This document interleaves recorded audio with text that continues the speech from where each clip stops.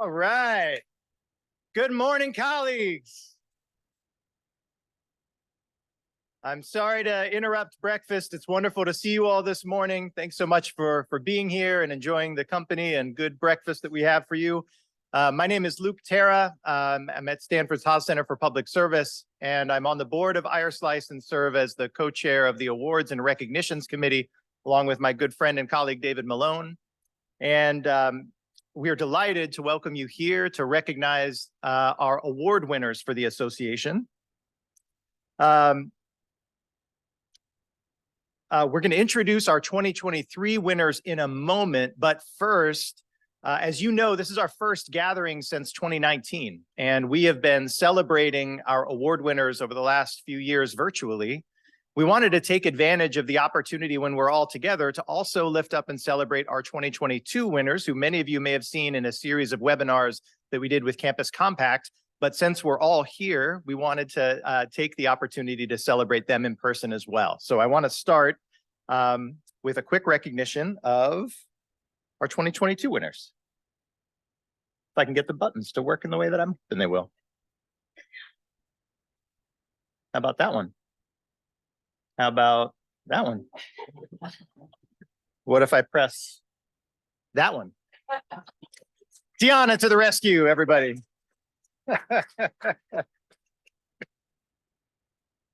So first, the winner of the 2022 Dissertation Award, Dr. Mac Benavides, received his doctorate in 2022 from Kansas State. He's receiving this award for his dissertation, Hilos del Mismo Tejido, Weaving Community Perspectives into Community-Based Global Learning through Critical Microethnographic Testimonio, which uses the metaphor of weaving to unravel and weave together threads of local knowledge and academic conventions. Please join me in congratulating Dr. Benavides. Come on up, Mac.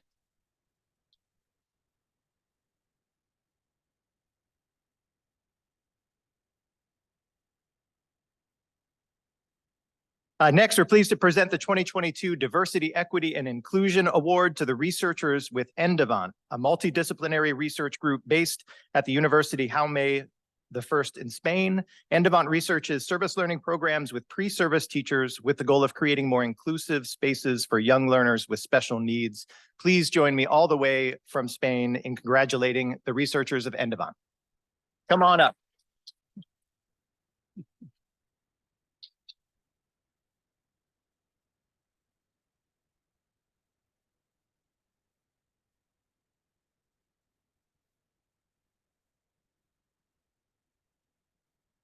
Our 2022 Publication of the Year Award was awarded to a special issue of the Michigan Journal of Community Service Learning, centering social justice in the scholarship of community engagement.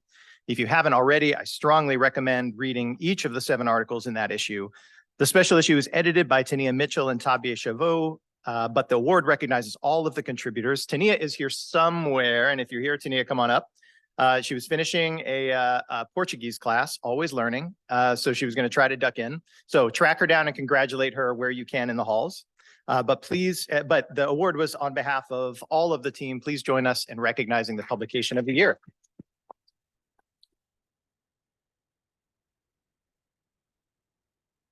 And you've already met our 2022 Early Career winner, Dr. Samantha Francois, who delivered our keynote yesterday.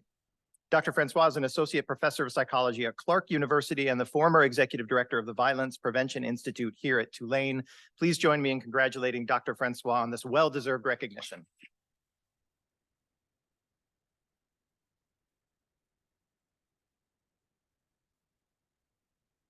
Thank you again to all of our 2022 winners. I am so glad that we were able to celebrate you in person and not just on Zoom. Now let's introduce our 2023 winners.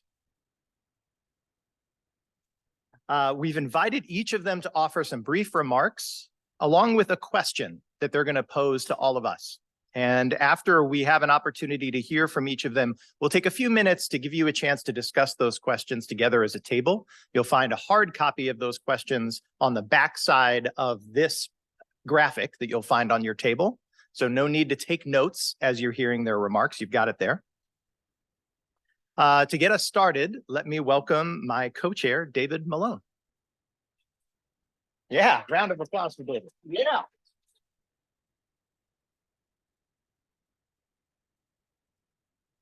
Hi, I'm David Malone at Duke University Service Learning, and we're pleased to share the 2023 Dissertation Award, which recognizes emerging scholarship and emerging scholars.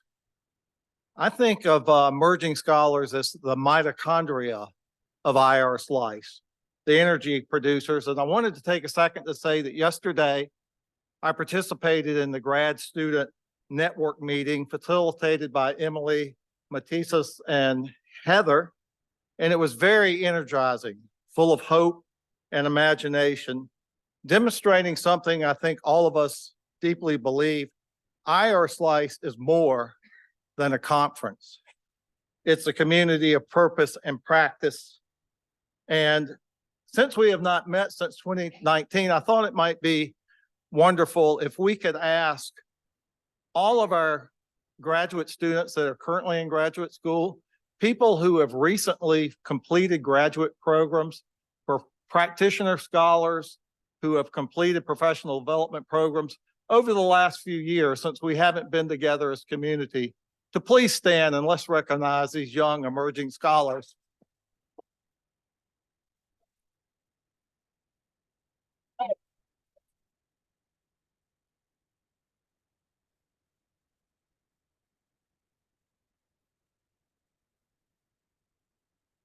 I don't know if anyone has recognized this, but we are confronted, as someone once said, with the fierce urgency of now. And we have work to do. And it's these young scholars that are giving us hope. And we want to do all we can to support them. Now, we're pleased to present the 2023 Dissertation Award to Dr. Stephanie Brewer.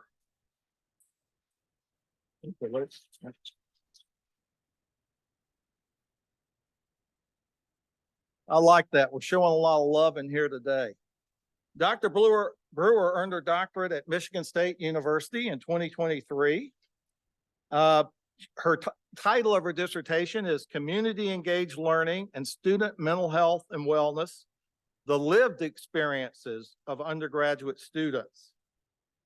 I believe there's a handout on your table which provides a summary of her work.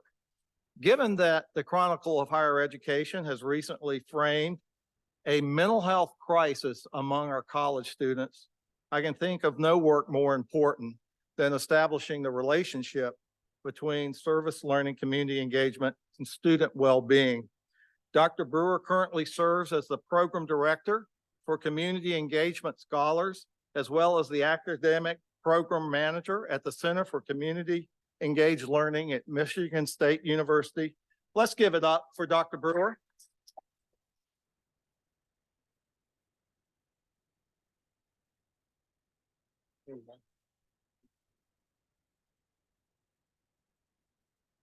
Yeah. Okay. Thank you. Thank you. Hi. Good morning, everyone. Go green. It's such an honor to be here today, and a little bit like standing up in front of all of your favorite rock stars and trying to do your own show, right? Like this feels very like I shouldn't be here.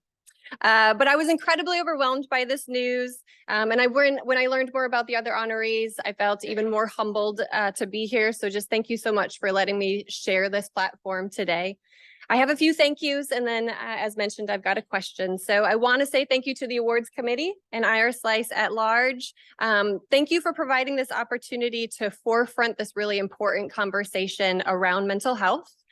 I want to say thank you to my dissertation committee, Dr. Ann Austin, Dr. Leslie Gonzalez, Dr. Marilyn Amy, and our very own Dr. Doberneck for your invaluable guidance, expertise, kindness, and support. So thank you.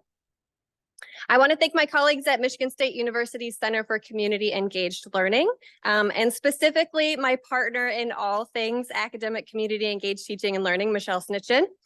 Truly a gift to work with her and them every day. And of course, they're not here, but I do need to thank my spouse, Dave, and our two children, Miles and Liam, for supporting me in this process, For those of you who have done school as a parent, you know that this is truly a family-earned degree. So thank you to them. But I think my most important thank you goes to the students who participated in this study and the community partners who served as co-educators in their experiences. The students featured in my study really shared openly and vulnerably about their experiences with mental health. They shared stories about their families and communities of origin. They talked about sometimes really painful memories and experiences of identity-based traumas. And they participated really bravely in both this study, but also in their course, their community engaged course, despite the emotional impacts that both of those things had for them. So Dr. Tara and Dr. Malone did ask that we present a question for your consideration today. And so with the student participants of this study in mind, I want to ask you to consider the following question. As community engaged scholars and practitioners, how might you center mental health and wellness in your work? And how does this centering advance diversity, equity, and inclusion in our fields? And I know that is 2 questions. I refuse to follow that rule. I'm sorry. So thank you again to the awards committee for the opportunity to share this work with all of you. Thank you.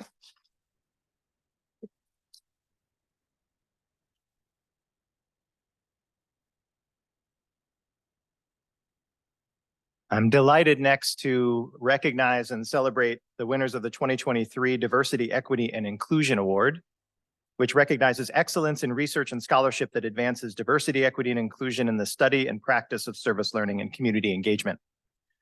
IARSLCE is pleased to recognize the Anti-Racist Community Engagement Research Group with this award. The group includes 8 members, 4 of whom were able to join us this morning. Over the last 4 years, they have worked to significantly advance DEI in a myriad of ways in the field. Specifically, they disseminated a set of principles for anti-racist community engaged pedagogy, which I know many of us have absorbed into our work. They've led 2 national symposia, facilitated several workshops, webinars, and conversations to nurture and embed anti-racist practices in our field. They further developed this approach in a recently published edited volume, Anti-Racist Community Engagement, Principles and Practice. If you stick around for trivia, you might walk away with one of these. We have a few extra copies. As current Campus Compact Equity and Engagement Fellows, they're stewarding a year-long national professional development series grounded in the principles and practices from the book. The book, online resource companion, professional development series all fill a critical gap in our scholarship and provide language and frameworks that advance our field toward more equitable, inclusive, and anti-racist practices. At a time when this scholarship, anti-racist scholarship and programs are being challenged and undermined in the US, the work of this group is more urgently needed than ever. Please join me in congratulating our 2023 DEI Award winners, the Anti-Racist Community Engagement Group. Come on up.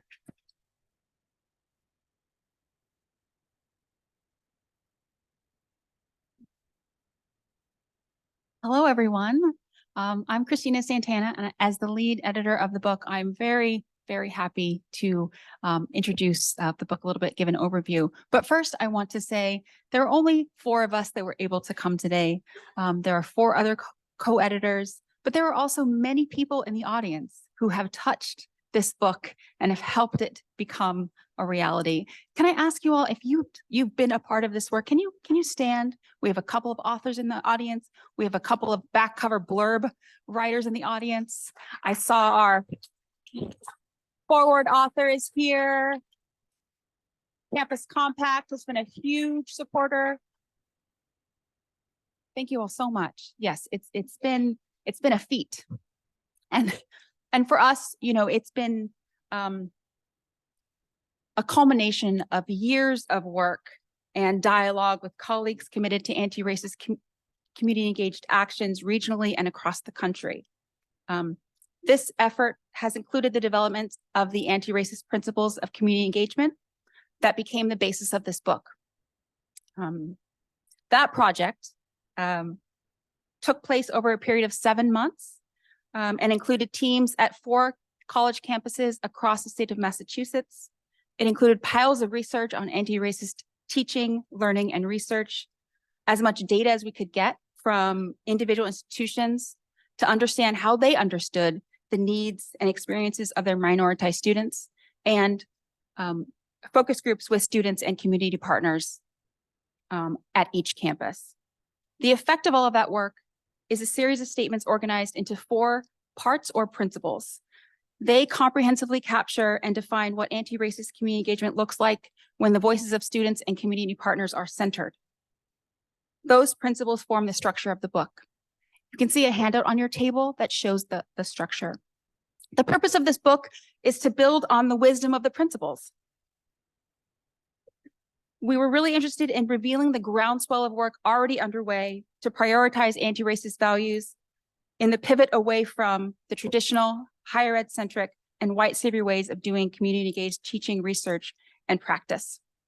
The journey to the final 22 chapters that you can read in the book were undertaken by pairs of co-editors composed of 1 BIPOC and 1 white co-editor. Overall, the chapters demonstrate how the authors implement 1 or more of the anti-racist principles at no more than 2,500 words each. You can see in a very concise format how the chapters are structured by first outlining a case, identifying principles or practices, how they were doing the work, and then how the case issues are translated into connections in the broader context of pedagogical, curricular, institutional, and community change. The 4 sections of the book demonstrate efforts taken at the level of the institution, inter and intrapersonally, through intentional learning and course design, and in the classroom. To give you just a quick sense of what the chapters do, I'm going to invite my colleague and author, Aldo Garcia Guevara, and he'll talk a little bit about his chapter.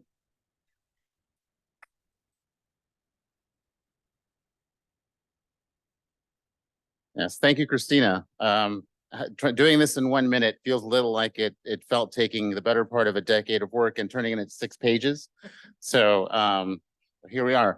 What I want to just talk about a couple of pieces of the principle that in which my chapter is in, which it talks about featuring collaborative learning that builds on the cultural wealth of minoritized students, creates spaces for their knowledge, and decenters higher ed and centers community as a reciprocal learning environment. And so in this class, as I sort of reveal in the chapter, and it ends with the title of the chapter. We have students walking through, beginning with their own positionality, right? Sharing that as faculty with the students, framing some readings that talk about sort of the global consequences or the global frameworks that create our local inequality, and then walking them through examples after examples of their own experiences and learning from each other and seeing, right, that these aren't individual, right, that they're collective in their systems and structures. And so we're having this conversation in which near the end of the class, we're putting those things together, right? We're taking the theory, their own practice, and then looking at the ways in which, right, redlining and segregation, all the systemic inequality is affecting systems of policing and education, and other ways in which it's impacting their lives. And in that moment, one of the students, just expressed, she just exclaimed, "This class feels like it should be illegal." And I do have to say that was one of my favorite moments as in the classroom.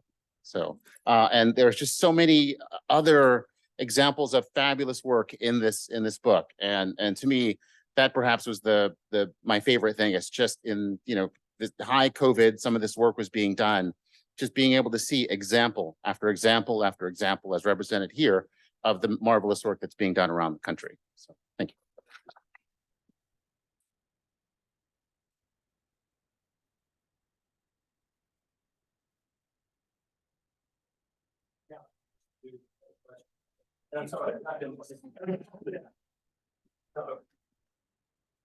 So we were asked to give you a question that comes out of our work. And I'm John Reif, and I want to share with you this question.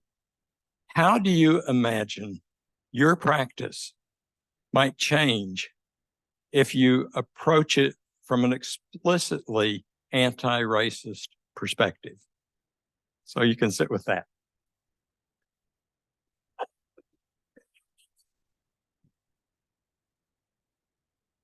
IARSLCE is pleased to recognize Dr. Nesha Hanif, Department of Afro-American and African Studies at the University of Michigan. Dr. Haniff is author and editor of the 2023 Publication of the Year Award titled The Pedagogy of Action, Small Acts Fall Big Tree. The volume includes a series of reflective essays capturing the process of transformational growth. The authors explore issues of race, gender, privilege, construing the HIV epidemic as a social movement. In 1989, Dr. Haniff developed a high-impact methodology to teach HIV prevention. Working with university students and community leaders, Dr. Haniff's training module has touched 10,000 lives in communities across the world through the Pedagogy of Action initiative. One reviewer noted the Pedagogy of Action, Small Acts Fall Big Tree, will leave you re-energized and inspired to take on the impossible challenges that continue to render some communities more vulnerable than others. Please join in congratulating Dr. Nesha Haniff.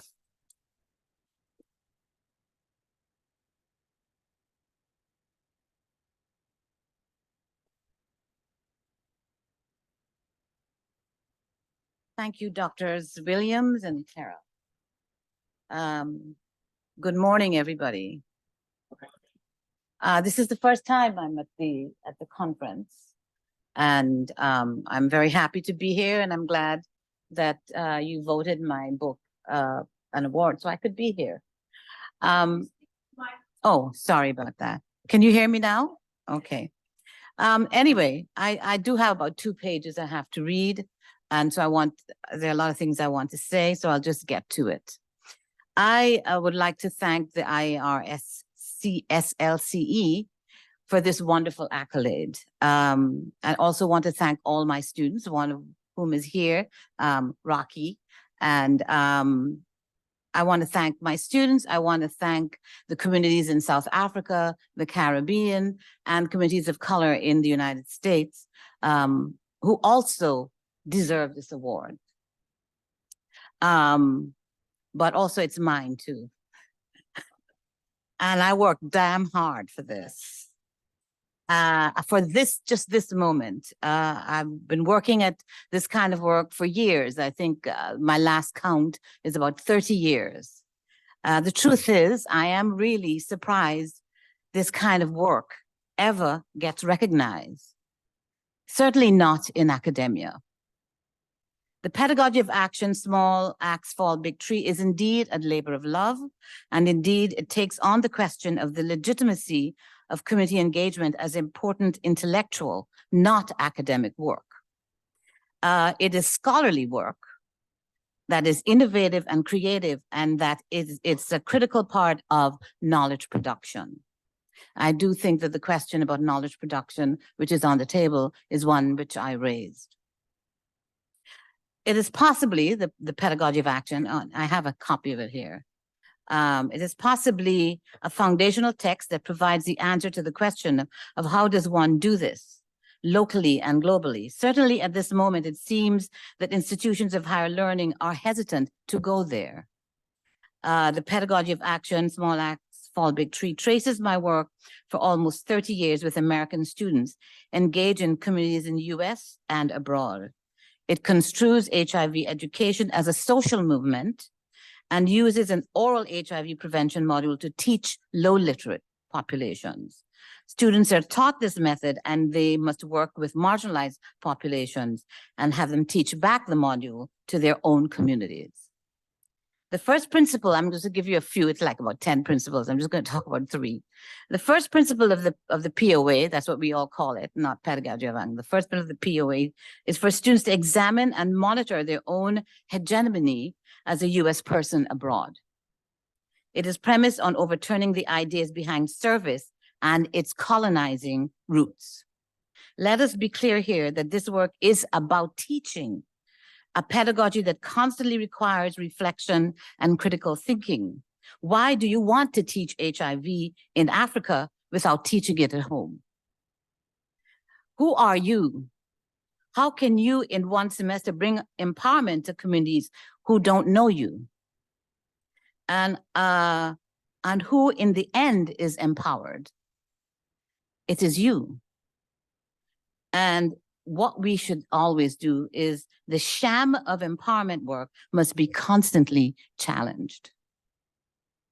The second principle is that students of color, particularly African-American students, must be engaged with Africa and interrogate their African roots and confront the contradiction of that sisterhood and brotherhood. Many African-American students want to travel to Africa, but being Black is a shallow requirement for brotherhood.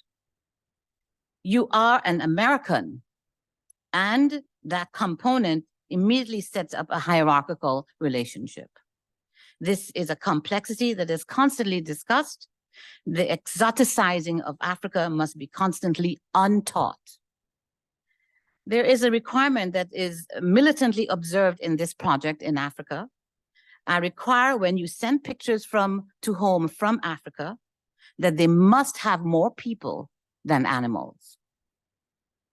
The third principle is that their work in poor communities in teaching the HIV module must ensure that the skills are left there and not leave with the skills. The module is able to teach all the required information in 20 minutes. It is then translated to Xhosa, Zulu, or Sesotho, and in 3 days, the group teaches back. We have taught many thousands over the years, and they continue to teach this method right now as we speak. But such work cannot be done hierarchically. You have to humble yourself and you have to learn from these communities. Most important in all of this, I try to teach privileged Americans humility.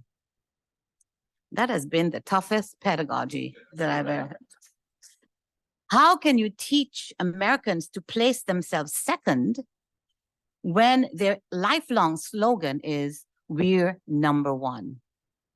That's a tough thing to do. You can't send kids abroad without teaching them humility. That's very hard. Anyway, I digress. Finally, the foundational principle of the pedagogy of action is an ongoing consciousness raising about their commitment to social justice. Race and gender were at the center. There were enormous teaching challenges. How to discuss race when white students dissemble? How, as a professor, do I keep the focus on the historic trauma of Black students or be silenced by this discomfort? It was unequivocal in my classroom. The choice was to continue and commit to the lesson of that Black Lives Matter. It was not allowed to be sidelined. It is here in this moment, the power of race was played out. A constant challenge to please and to appease. I did not appease. It is so easy to choose the comfort of silence. There are many ways that one is silenced in these institutions of learning. You cannot conscientize students about the power of their voice and grow them to be critical thinkers by being silenced or cowardly yourself. It will fall apart. The center will not hold. I always think of Audre Lorde, who said, whether or not I had spoken myself, my silence had not protected me. Your silence will not protect you. At this moment in the world, I want those hundreds of students to reflect, many who are now institutions of higher learning, that those with a false consciousness will choose silence, afraid to speak. The African proverb says, the truth will go through fire and remain unburnt, but it is still a fire. You must always, if you are committed, remain committed to social justice. Bishop Desmond Tutu's marvelous pages on Ubuntu, which actually became ubiquitous, but I want to stress a couple of lines he said. That we belong to a greater whole and we are diminished when others are dehumanized, when others are humiliated, and when others are tortured and diminished and treated as if they were less than who they are. Today, a fearful silence exists in higher educational institutions. To speak is to be brave and to actually put your career at risk if you speak your truth. This is America, land of free speech. The pedagogy of action has promulgated power of the small axe to fall a big tree. Do not be afraid to speak, I say. The pedagogy of action was indeed a project that generated knowledge through community engagement, and it was transformative because I invested in human beings who are supposed to change the world. That is why we read Paulo Freire, The Pedagogy of Oppress, every class, every year. He has said that trust cannot exist if that party's words do not coincide with their actions. To say one thing and do another, to take one's own word lightly, cannot inspire trust. To glorify democracy and to silence the people is a farce. To discourse humanism and to negate people is a lie. This is a short summary of some of the principles of the pedagogy of action. Yes, you can change the world. A small axe can fall a big tree. Thank you. Dr. Hannah.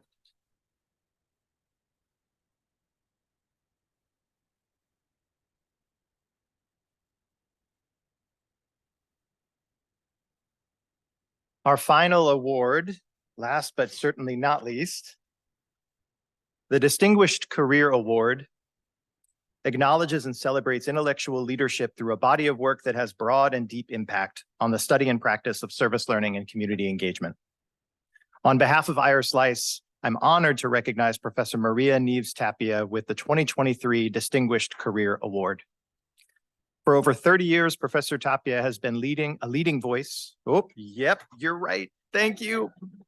Thank you so much. It takes a village. It takes all of us. Thank you. Professor Tapia has been the leading voice for Spanish language service learning across the globe, championing the study and practice of solidarity service learning, a service learning approach centered on community building and collective action. She first explored service learning as an administrator in Argentina's Ministry of Education, developing solidarity service learning to better serve the specific cultural context of the South American region. A centerpiece of solidarity service learning is the co-construction of solutions to community challenges through collective team-based work. After leaving her career post at the ministry, Professor Tapia established CLAYS, the Latin American Center for Solidarity Service Learning. As an international service learning and community engagement expert, Tapia has led the CLAYS team in developing service learning in 59 countries. She continues to be the leading voice on the concept of solidarity service learning, having given presentations at more than 200 conferences. She has catalyzed numerous regional, national, and international networks in South America and Europe. In consideration of her many impactful, influential, and long-lasting contributions as a service learning and community engagement scholar, educator, administrator, expert, and champion, IARSLCE is proud to present Professor Maria Nieves Tapia with the 2023 Distinguished Career Award. Thank you so much.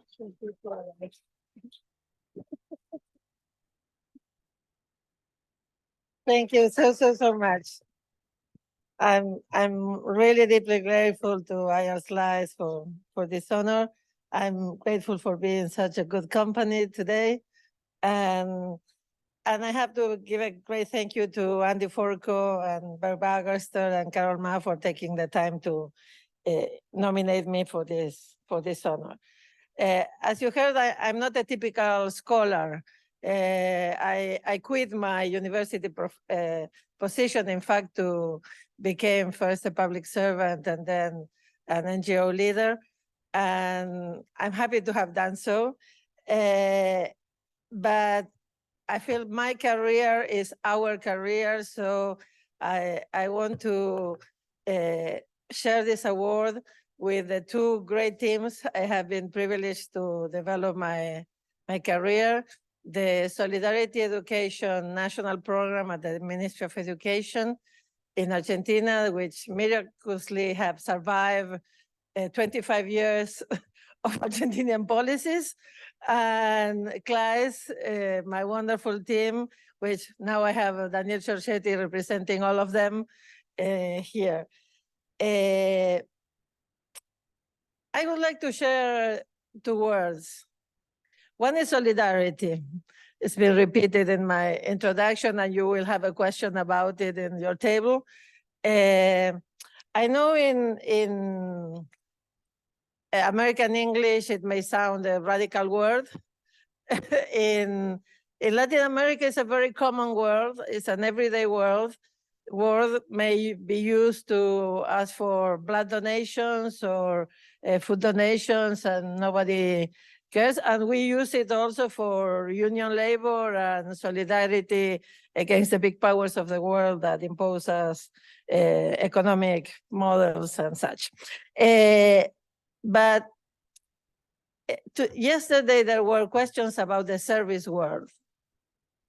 And in Latin America, we have found an answer to those questions, joining solidarity and service. And when we talk about solidarity service learning, we are talking about our way to do service learning, which means from kindergarten to university, learning in the community, with the community, and learning to use your knowledge and your skills to at least try to collaborate in the answer to all those pressing problems, complex and hard problems we are living in the middle of, from little communities to big cities. So for us, solidarity means recognizing that we are all brothers and sisters, and that we all have to learn how to work together for the common good and for our common home, the planet. So I invite you to read about the Latin American Solidarity Service Learning. I didn't bring books for the raffle because all our books and all our papers are in our website, downloadable for free, because we prefer to publish online and make our materials accessible to anybody. They are, most of them in Spanish, but we also have publications in English, so you can read them. So I invite you to visit our website. My second word is international. I was fortunate enough and honored enough to be part of the first board of this international association. And 20 years ago, I was much younger, but I was invited to be part of the first board, I think because I was an exotic presence in that conference. I was the only one who didn't speak English as my first language, and not by any other particular merit. But I remember I was kind of starstruck because the board was formed by the people who have written all the books that I have learned about service learning. And so I should have been more humble, but I was impertinent enough to suggest that this new international association was running the risk to be like the Baseball World Series, where for those who are not from the US, world means US and Canada. So I'm glad to say, and I'm happy to say that we have come a long way, and now we have a South African vice chair and a much more, and we have much more international presence in our board. But let me still be impertinent and say that I think we still have plenty of room to improve. And I think that we are still doing all these international conferences in the US. And I don't say America on purpose, because I learned in primary school that America goes from Arctic to Antarctic, and Latin America is America too. And most of you are from the US. Most of those who receive the awards, who write in the journal, are from the US. And the core agenda of this meeting, I should say, is pure US. So I think we have plenty of room for improvement in that sense. I'm honored to be the first Latin American to be honored with this award, but I know plenty of people with great careers in Latin America, in Eastern Europe, in Western Europe, in Africa, in Asia, that will deserve the same honor. And I hope in the near future, we will be able to gather more international representation, not only in the conference, not only in the journal, but also to take into consideration the causes, the concerns, and the languages from all of us who are not from the US. I have the privilege to have been able to travel all around the world and participate in service learning conferences all around the world. And for example, I see that today, most of the conference on service learning are concerned about the UN Sustainable Development Goals, about global warming, about the state of the planet. And here we are in one of the two more polluted countries in the world, and I haven't heard anything about that in the program. So I think we need to connect with all those problems who belong to humanity, and so we can really be, is a more an international association of researchers. And I am very grateful to IARSLCE for being an association, for offering us this community of learning. And in that spirit, I would like to finish giving a thought and a moment of recognition and solidarity with all our colleagues who are doing service learning and all the people who are in this moment living in the absurdity and atrocity of war in the Middle East, in Ukraine, and also in those forgotten wars in Africa, in Asia, and also in Latin America. So let's think about them, and especially of our colleagues doing service learning in those hard conditions. And thank you so much.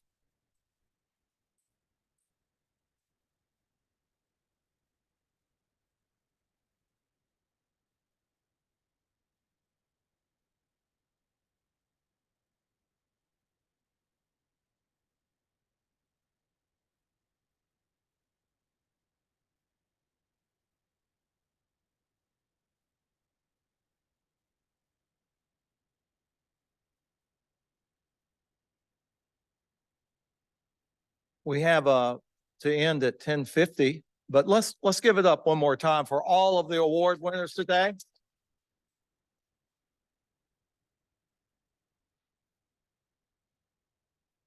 We've invited our award recipients to pose questions, and I think, as Luke mentioned, if you look on the back of this, there are some questions. And let's take about 5 minutes. We need a volunteer at every table, one person to initiate a question and a conversation. Can I find a volunteer at each table? I got one. Yeah, there's one. All right, way to go. Okay.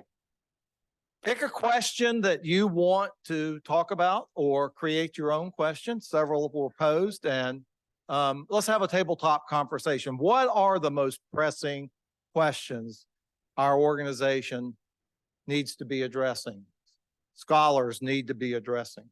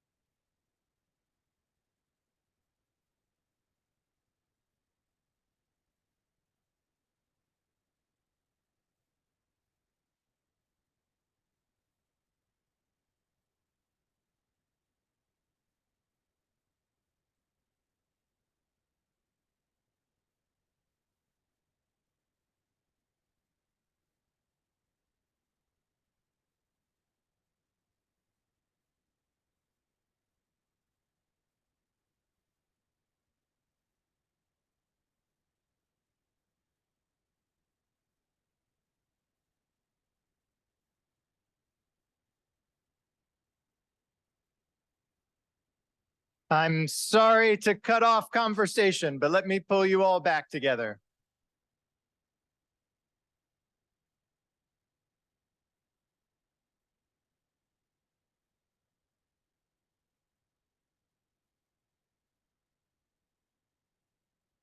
I know those were too many and too provocative of a set of questions to have handled in 5 minutes, and I hope that you'll be able to take some time throughout the day to catch up with colleagues and continue to discuss some of the ideas that have been shared today. I hope that you are going to leave here also inspired, inspired not just by the scholars who we've spotlighted today and who have been the recipients of these awards, but also inspired to pursue the work that you do and hopefully to nominate other scholars whose work we can lift up and celebrate together at next year's conference. Our next cycle will begin in the spring, and I hope you'll be considering what scholars around the world can we lift up, highlight, and bring together so that we can share exemplary scholarship in our field. As Dr. Haniff said, and we hear this often on the awards committee, she felt surprised that her work was celebrated. And just let that sit for a minute. Why would that a scholar would have to feel surprised at being recognized for that kind of a contribution? And I think that speaks to the role that IARSLCE can play in our field of providing a space where we can lift up, recognize, and celebrate the exemplary work going on in service learning and community engagement in ways that we may not find in some of our other conference and academic spaces. And that requires all of us to build that space together. So please be considering what colleagues you can introduce us to and introduce to the association so that we continue to do that work going forward. And if you are interested in being even more of a part of it, either as part of our committee in reviewing nominations, I hope you'll catch David and I at some point during the conference because we'd love to involve you. Just in closing, I'm going to invite Rochelle, our amazing leader, up in a minute. But just as we close, please join me once more in celebrating and recognizing all of our award winners today.